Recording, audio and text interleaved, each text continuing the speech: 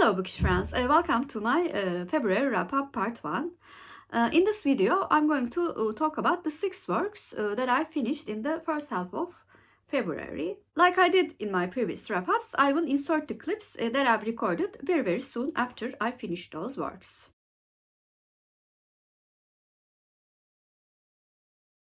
Today is the 3rd of February. And I finished the book that I was carrying on from January, which was The Secret Wife by Gill. In this historical fiction book, we follow 2 timelines.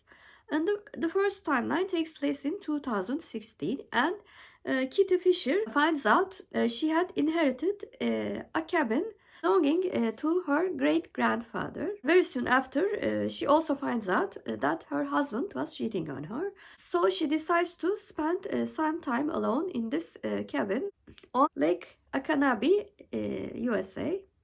And there she finds a jeweled pendant which will lead her to her long-buried family secret. And the historical timeline, beginning from 1914, we follow a cavalry officer, Dmitri, and after being treated by the Grand Duchess, Tatiana Romanov, they become friends and gradually they fall in love. Of course, the events takes a catastrophic turn, which will lead to the murder of the entire Russian imperial family. I think I put this book on my TBR because of recommendation from Lindsey at Lindsey's Little Library.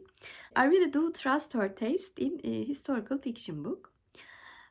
Although I found some of the plot points too convenient, I was fascinated by the plot, and it was very interesting that the love story between Dmitri and Tatiana Romanov most probably existed in those times. But the author's what-if story was constructed, I think, quite well. The writing style was also engaging. I was not very sure about some of the events that happened in the present timeline, but I also really enjoyed Kitty's perspective as well. To be honest, the historical timeline was much more impressive and also really well researched. Overall, this was quite an enjoyable read, and I gave The Secret Wife by Gill an 8 out of 10. And if I could find more books from this author, I will certainly try her other works.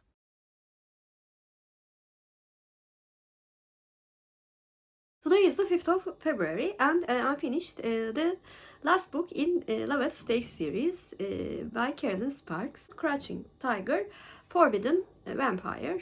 I read the entirety of this very fun paranormal romance series with Amy at Zweig. In this last book, our main couple is Russell and Gia. Russell is a vampire who has been frozen in a vampire coma for 39 years. And when he came back, he decided to take revenge on the evil vampire who put him in this situation. When he hunts his enemy, he comes across a rare tigress who also wants to take revenge on this enemy because he has killed her entire family. After a disagreement about who should kill this evil vampire, they decide to act together using their different abilities, which would be helpful. There is one rule in their partnership which is hard for them to obey. They have to be professional at all times. I thought it was a quite good finale of the very long series. Especially for this last book, I'm so glad that we got the chance to see many of the main characters that we read about.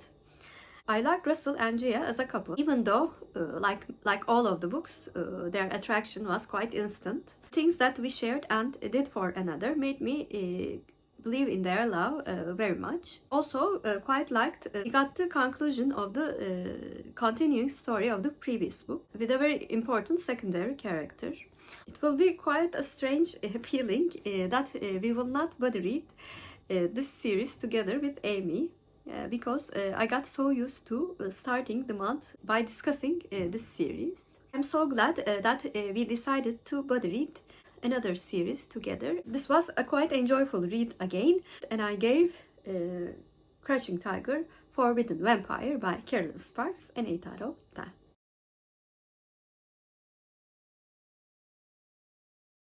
Today is the 7th of February, and I finished the book that I was reading with the Pineiro project group, A Crack in the Wall, written by Claudia, Pineiro, of course. In this book, we follow Pablo, an architect who's been working in the same firm for about 20 years after he graduated from the university. He's married with a daughter. Pablo feels very much stuck both in his marriage and also in his job, and dreams about designing his own building, as well as having quite inappropriate thoughts for his co-worker. One day, a young girl comes to the firm and asks about this man whom they met 3 years ago, and claimed that a crack in the wall of his home has been caused by a construction that the firm was doing in the plot beside his home. But the girl does not know that the body of this man, Yara, lies in the foundation of that building. First of all, I was very excited to read this book after reading the previous book in the project, which was Elena Knows.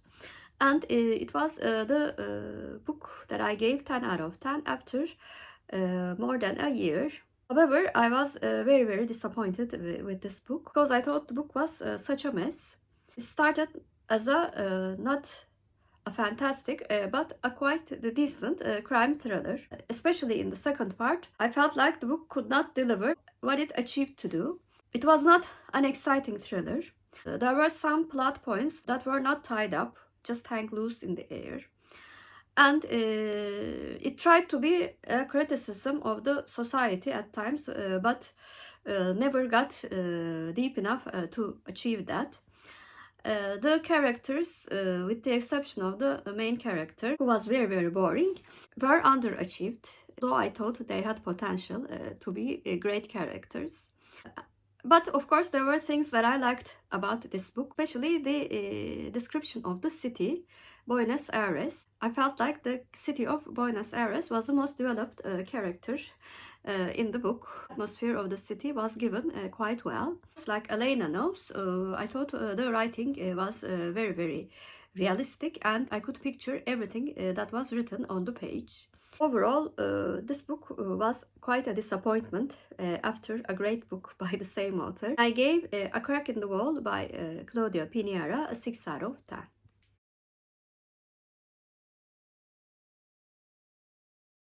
Today is the 9th of February, and I finished the novella that I was reading, which was a modern translated classic, Olağanüstü bir Gece by Stefan Zweig.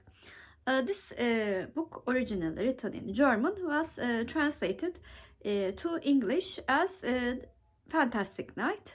This book we follow an unnamed narrator, a young man in his 30s, belonging to aristocracy, and lives a very conformist, however, according to him, a very boring and emotionless life.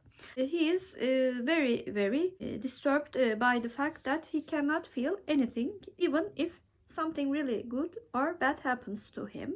One afternoon, after hearing the voice of a quite lively but vulgar woman, he starts to feel emotions and gets excited again. Consequent events following listening to the conversation of this woman also leads him to a fantastic night with full of emotions. I have a feeling that this will be the last Stefan Zweig book that I will read. With the exception of the chess story, which was, I think, magnificent, I find his writing style to be suffocating and quite depressing. And although his writing is quite good, the overall plot, to be honest, was quite interesting. It just makes me feel unemotionless, like the narrator of this book is. That's why this novella gets a 6 out of 10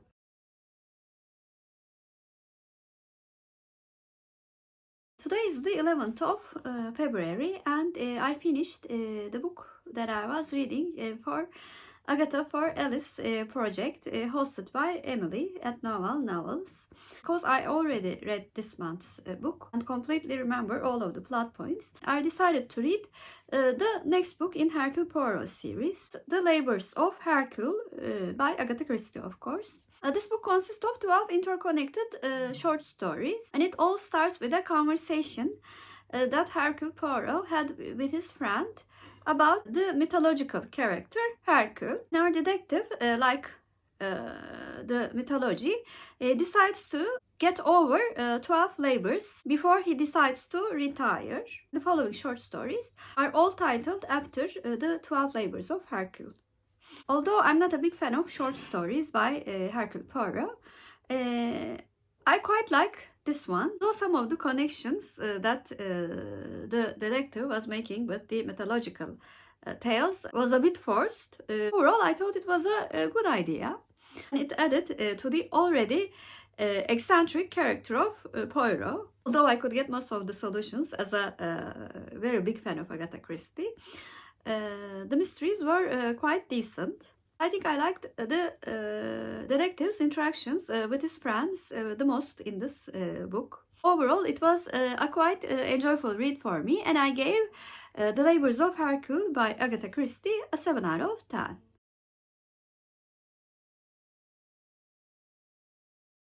Today is the 13th of February, and I finished the book that I was reading for many social events, Kamelyalı Kadın by Alexandre Dumas. I read this romance classic for my yearly reading challenge, Go With The Flow, and all of the monthly events that I'm participating.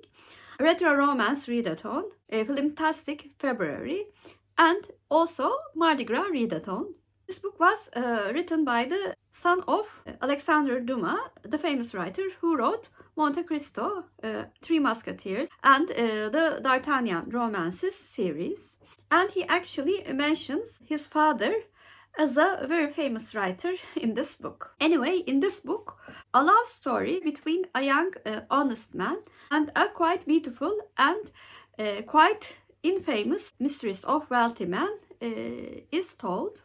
In the first chapters of the story, Margaret, who's known as the Lady of Camellias, has passed away, and an old friend of hers meets her ex-lover Armand, and Armand tells the love story between him and Margaret, which had quite good and also very, very tragic moments. Although this book was written quite emotionally, I thought the plot and the writing style was quite outdated.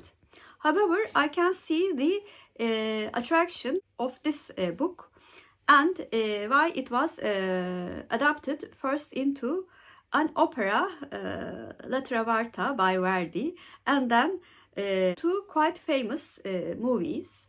It is said that the author based this story from his own experiences. Complexity of Armand is felt all throughout the book, since he knows the characters so well based on him. Margaret, although a bit idolized at parts, is a quite likable heroine. Overall, this was a enjoyable read for me. I gave Kamelyalı Kadın, The Lady of Camellias by Alexandre Dumas a 7 out of 10. So those were the 6 works that I finished in the first half of February. Please comment down below, have you read any of the works that I mentioned in this video, and what did you think of them? If you're a new viewer, first of all, welcome. Please like and subscribe. Hope to see you very soon. Bye.